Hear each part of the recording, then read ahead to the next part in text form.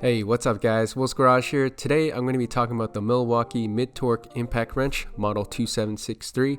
I've owned this for about 3 years now and it has grown to be one of my favorite tools. But before I get into more details, I just wanted to mention that this review is based on my opinion as an automotive DIYer. So I'm not a mechanic who uses this tool day in and day out. However, I have put this thing through a decent amount of work over the years. As you can see, I don't baby this thing.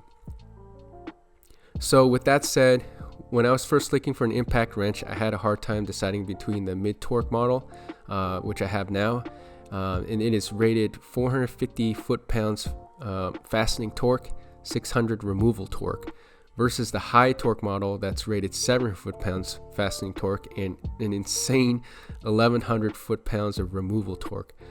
And as you can see here, I opted for the mid-torque version, and I'm very glad it did so. Mainly because of its size and weight.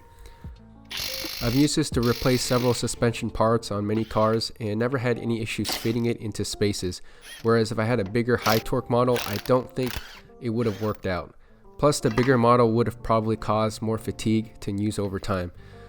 Speaking of fatigue, I found that the impact wrench works perfectly fine with a smaller 2 amp battery because it's lighter and it makes the overall size of the tool smaller, so it can fit into tighter spaces.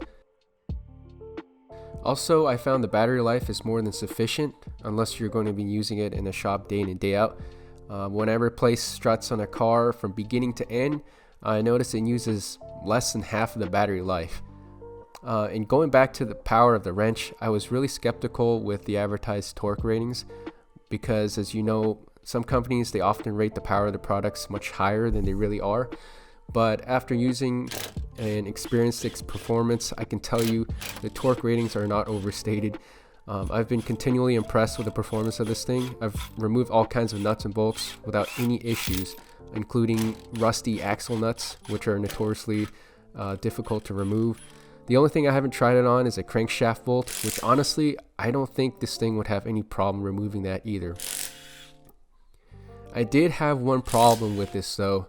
6 months into ownership with minimal use, the motor started malfunctioning, where it would rotate in random directions each time I hit the trigger.